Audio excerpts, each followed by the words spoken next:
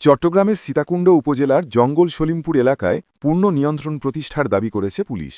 দুর্গম এই এলাকায় নিরাপত্তা জোরদারে র্যাব ও পুলিশের দুটি স্থায়ী ক্যাম্প স্থাপনের সিদ্ধান্ত নেওয়া হয়েছে। রিপোর্টার মোহাম্মদ সোহেল আরমান, চট্টগ্রাম জেলা প্রতিনিধি।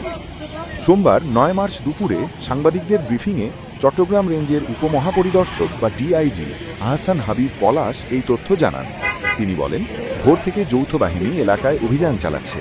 র্যাব, পুলিশ, সেনাবাহিনী, বিজিবি ও এপিবিএনের মোট প্রায় ৩,২০০ সদস্য এতে অংশ নিয়েছেন।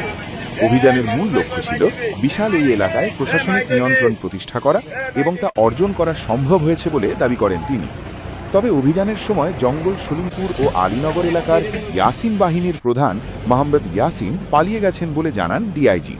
তাকে এখনও গ্রেপ্তার করা যায়নি। অভিযানে কিছু অস্ত্র উদ্ধার এবং প্রায় ১৫ জনকে আটক করা হয়েছে বলেও জানান।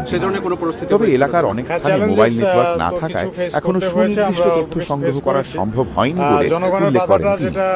এদিকে চট্টগ্রামের বিভাগীয় কমিশনার ডাক্তার জিয়াউদ্দিন বলেন, এলাকাটিতে প্রশাসনিক কর্তৃত্ব প্রতিষ্ঠা করা এখন সম্ভব হয়েছে। সরকার আগে থেকেই এই অঞ্চল ঘিরে উন্নয়ন পরিকল্পনা নিয়েছিল, এখন সেগুলো বাস্তবায়নের উদ্যোগ নেওয়া হবে।